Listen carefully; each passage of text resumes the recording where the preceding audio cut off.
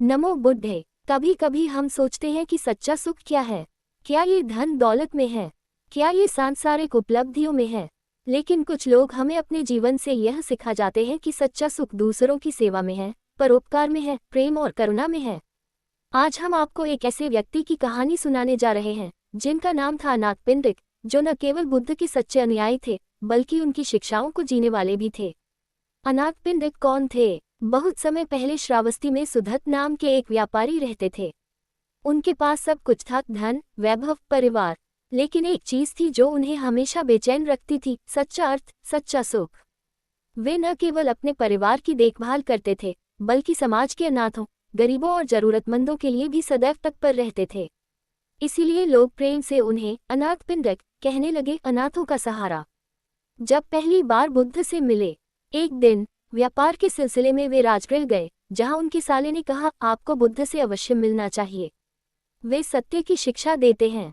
पहले तो अनाथपिंडिक ने इसे सुना और मुस्कुरा दिए, लेकिन जब उन्होंने बुद्ध की महिमा सुनी तो उनके भीतर जिज्ञासा जागी, क्या वास्तव में कोई इतना ज्ञानी हो सकता है? वह अगली ही सुबह बुद्ध से मिलने चल पड़े, और जब उन्होंने पहली बार बुद्ध को देखा तो उनके भीतर कुछ बदल गया। एक गहरी शांति, एक अपूर्व आनंद। बुद्ध के मुख पर वह दिव्यता थी, वह करुणा थी जिसे शब्दों में बांध पाना कठिन है। उन्होंने पहली बार समझा कि सच्ची संपत्ति सोने चांदी में नहीं बल्कि सत्य, प्रेम और धर्म में है। उसी क्षण उन्होंने निश्चय किया, अब से मेरा जीवन इसी पथ पर चलेगा। जब उन्होंने जेतवन विहार बनवाया, अनाथपिंडिक चाहते थे कि बुद्ध श्रावस्ती आएं और लोगों को धर्म का मार्ग दिखाएं। लेकिन इसके लिए उन्हें एक शांत, सुंदर स्थान चाहिए था। उन्हें राजकुमार जेत का एक उपवन पसंद आया। जब उन्होंने इसे खरीदने की इच्छा जताई तो राजकुमार ने हंसकर कहा, अगर तुम इस भूमि को सोने के सिक्कों से ढक दो तो मैं इसे बेच दूंगा। ये सुनते ही अनाथपिंडिक मुस्कुराए और बिना एक पल गवाए पूरी भूमि को सोने के सिक्कों से ढक दिया। ये देखकर राजकुमार भी चकित रह गए। उन्होंने समझा कि यह कोई साधारण धनवान व्यक्ति नहीं बल्कि धर्म के सच्चे प्रेमी हैं। इस प्रकार जेतवन विहार का निर्माण हुआ, जहां बुद्ध ने अपने कई महत्वपूर्ण उपदेश दिए। सच्चे दान का अर्थ। लेकिन अनाथपिंडिक के लिए दान केवल एक दिखावा नहीं था। उनके लिए दान का अर्थ था प्रेम, सेवा और करुणा।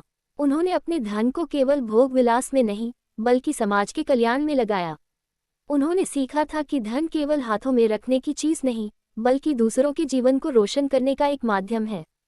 अंतिम समय और बुद्ध का संदेश। समय बीता और जब अनाथपिंडिक के जीवन का अंतिम समय आया तो उन्होंने अपने परिवार से कहा, धन आएगा और जाएगा, लेकिन सच्चा धन वही है जो किसी और के काम आए। बुद्ध ने भी उनकी महानता को सराहा और कहा, जो सच्चे मन से दान करता है वह कभी निर्धन नहीं होता। अनाथपिंडिक का ये जीवन हमें सिखाता है कि सच्ची खुशी दूसरों को खुशी देने में है। ये कहानी केवल एक दानवीर की नहीं बल्कि एक ऐसे व्यक्ति की है जिसने करुणा को अपने जीवन का सबसे बड़ा धन बना लिया। अगर यह कहानी आपके दिल को छू गई तो इसे लाइक करें, अपने विचार कमेंट में लिखें और हमारे चैनल बुद्धवाणी को सब्सक्राइब करें। हम और भी ऐसी प्रेरणादायक कहानियां आपके लिए लाते रहेंगे। नमो बुद्धे।